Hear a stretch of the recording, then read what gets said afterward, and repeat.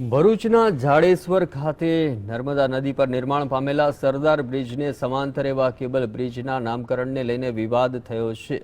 Cable bridge પાસે આવેલ Jadeshwar society વિસ્તારના પાટીદાર સમાજ ટ્રસ્ટ દ્વારા આવેદનપત્ર પાઠવીને રજૂઆત કરવામાં આવી છે કે બ્રિજને સરદાર બ્રિજ જ નામ આપવામાં આવે, જ્યારે કે આંબેડકર કેબલ બ્રિજ સંઘર્ષ સમિતિ દ્વારા બ્રિજને આંબેડકર નામ સાથે જોડવાની માંગ કરવામાં આવી છે અને જો માંગણી નહીં સ્વીકારાય તો આંદોલનની ચીમકી પણ ઉચ્ચારવામાં આવી છે। અમે લોકો આ બ્રિજના ઉદ્ઘાટન ટૂંક સમયમાં થવાનું છે અને એ ઉદ્ઘાટન થનાર છે તેના 72 કલાક અગાઉ અમે આશ્ચર્યજનક કાર્યક્રમો આપવાના છે, જેમાં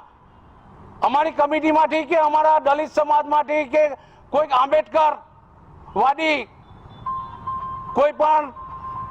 આડઅવતરું પગલું ભરશે તેની સંપૂર્ણ જવાબદારી